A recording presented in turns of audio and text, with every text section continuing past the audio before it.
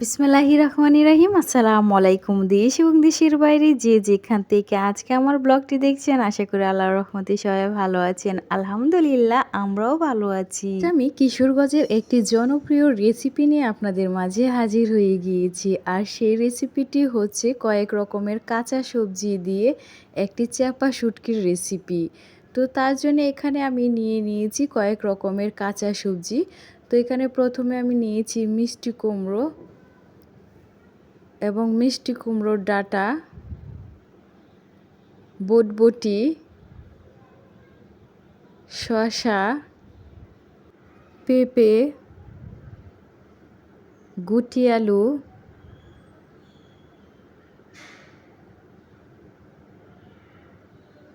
সিম। এখানে আপনারা ইচ্ছে করলে বেগুন বা অন্যান্য আরও সবজি অ্যাড করতে পারেন, তাতে করে আরও টেস্টটা বেশি হয়।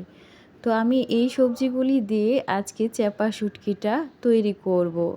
আর এই চাপা শুটকিটা খেতে মাশাআল্লাহ অসম্ভব টেস্ট হয়। আর আমি এখানে নিয়ে নিয়েছি কাঁচামরিচ এবং রসুন থেঁতো করে। আর নিয়ে নিয়েছি এখানে ট্যাংরা মাছের শুটকি এবং চাপা শুটকি। তো এগুলি দিয়ে আজকে চাপা শুটকিটা তৈরি করব। এই চাপা শুটকির মধ্যে আমি কোনো রকমের তেল ব্যবহার করব না। তো এখন আমি একে একে সবগুলি মশলা এর মধ্যে অ্যাড করে দিব। আর খুবই অল্প মশলা দিয়ে এই চাপা শুটকিটা আমি রান্না করব। তো এখন আমি প্রথমে দিয়ে দিচ্ছি রসুন এবং কাঁচামরিচ থেঁতো করে রেখেছিলাম। তো সেগুলি প্রথম আমি দিয়ে দিচ্ছি।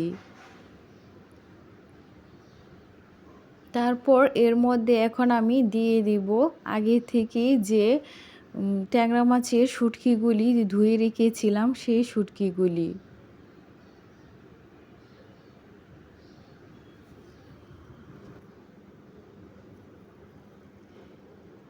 তো এর মধ্যে অ্যাড করছি মরিচের গুঁড়ো। তো মরিচের গুঁড়োটা আপনারা যে যতটুকু ঝাল খেতে পছন্দ করেন সে অনুযায়ী দিয়ে দিবেন। তো আমি যতটুকু ঝাল খেতে পছন্দ করি সেই অনুযায়ী দিয়ে দিয়েছি।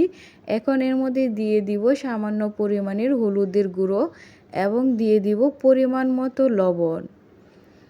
তো এখানে আমি আর কোনো মশলা অ্যাড করব না। আর এখন আমি দিয়ে দিব কিছু চাপা শুটকি ধুয়ে রেখেছিলাম সেই চাপা শুটকিগুলি। তো প্রতিদিনের মতো আজকেও আপনাদের কাছে আমার একটি রিকোয়েস্ট, আমার এই ব্লগটি যদি প্রথম থেকে শেষ পর্যন্ত থেকে সামান্যতম পরিমাণের ভালো লেগে থাকে তাহলে প্লিজ একটি লাইক এবং সাবস্ক্রাইব করবেন। আর কমেন্ট বক্সে অবশ্যই আপনাদের মূল্যবান মতামতটি জানিয়ে আমার পাশেই থাকবেন। তো এখন আমি একটি চুলার মধ্যে এই চাপা শুটকিটা বসিয়ে দিব, দিয়ে বেশ কিছুক্ষণ রান্না করে নিব। তো তার জন্য একটি ঢাকনা দিয়ে ঢেকে আমি এখন বেশ কিছুক্ষণ রান্না করে নিব।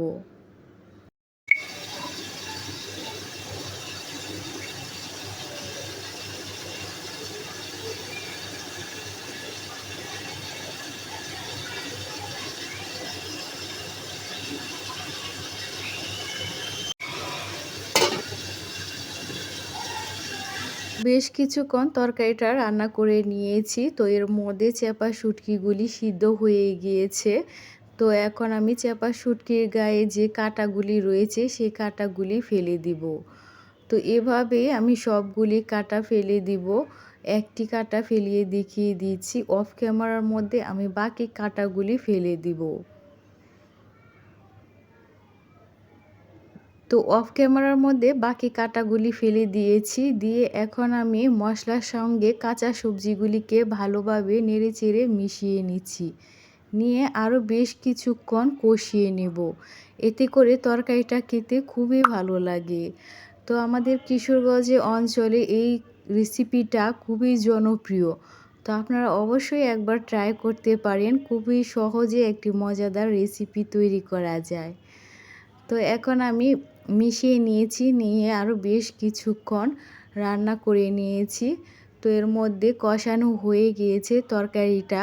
এখন আমি এর মধ্যে কিছু পানি অ্যাড করব, কারণ এর মধ্যে আমি মিষ্টি কুমড়োর ডাঁটা দিয়েছি এবং আলু দিয়েছি। তো মিষ্টি কুমড়োর ডাঁটা এবং আলুটাকে সিদ্ধ করার জন্যে কিছু পরিমাণের পানি অ্যাড করে দিয়েছি।